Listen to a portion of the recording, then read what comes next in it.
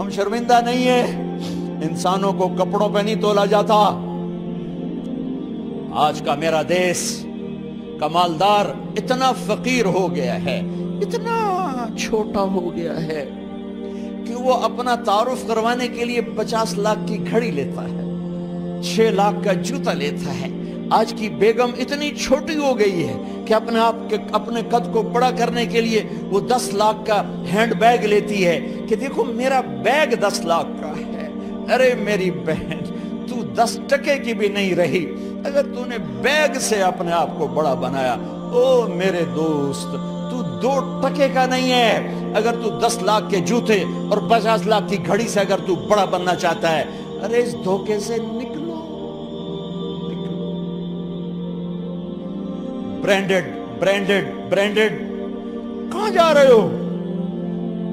جب تم اپنی ذات میں بے قیمت ہو تو رب ذوالجلال کی قسم تمہاری گھڑیاں, تمہارے بیگ, تمہاری گاڑیاں, تمہارے بنگلے تمہاری عزت کو بڑھا نہیں سکتے.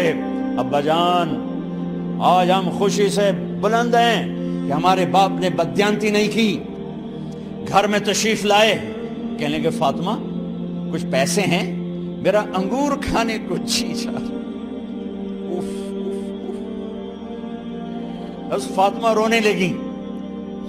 فرمایا امیر المومنین خزانہ تو بھرا پڑا ہے, 1 درہم کا بھی تیرا حق نہیں ہے کہ تو 1 درہم لے کے انگور خرید لے. تو تڑپ اٹھے, فاطمہ میں جہنم نہیں برداشت کر سکتا. او میرے بھائیو, جو دن رات سود میں پھنس چکے ہو, جو دن رات جوے شراب میں پھنس چکے ہو, کیسے اللہ کے سامنے سرخرو ہو کر کھڑے ہو گئے؟ ایک رات گھر میں تشریف لائے, بچیاں بیٹیاں, منہ پہ ہاتھ, کپڑا رکھا, دوپٹہ رکھا منہ پہ, اور بات کریں. آپ نے پوچھا ارے کیا ہوا تمہیں, یہ منہ پہ کپڑا کیوں رکھتی ہو؟ تو خاموش ہو گئی, لیکن گھر کی خادمہ رو پڑی. کہا امیر المومنین آج آپ کی بیٹیوں نے کچا پیاز توڑ کے اس سے روٹی کھائی, سالن کھائی. اور میرے آج کا تاجر کہتا ہے جھوٹ نہ بولوں تو کاروبار کیسے. میرا افسر کہتا ہے رشوت نہ لوں تو گزارا کیسے کروں. تو عمر بن عبدالعزیز پھس پہ ہچکیوں کے ساتھ روئے کہ میری بچیوں میں تمہیں بڑے اچھے کھانے کھلا سکتا ہوں پر میں جہنم کی آگ برداشت نہیں کر سکتا. بھائیو, اس بندے نے اپنے آپ کو ذبح کر دی, اللہ کو راضی کرنے کے لیے ذبح کر دی, اپنے ذات کو, اپنے جذبات کو, اپنے احساسات کو.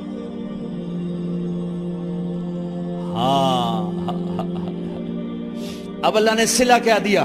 جب انتقال ہونے لگا تو بلایا رجا کو, جو میں بات پہلے چھوڑ کے ادھر ان کی تھوڑی سیرت بتائی کہ رجا اب میں مرنے لگا ہوں. عبد الملک کالا ہو گیا تھا, ولید کالا ہو گیا تھا, سلیمان کالا ہو گیا تھا. یہ کیوں کالے ہوئے تھے؟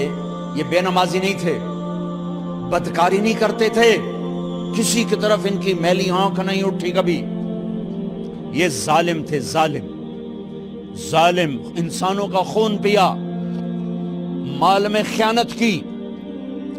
اس پر اللہ نے چہرے پھیر دیے. آج عمر بن عبدالعزیز جا رہا ہے, کہ دیکھو میں جا رہا ہوں, مجھے دیکھو میرے ساتھ کیا ہوتا ہے. ان کا انتقال ہوا, ان کی میت قبر کے کنارے رکھی گئی اور اب نیچے اتارنا ہے.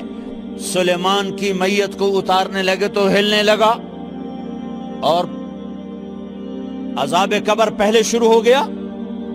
عمر کی میت کو جب قبر کے قریب کیا گیا, ایسے ہوا کا جھونکا آیا,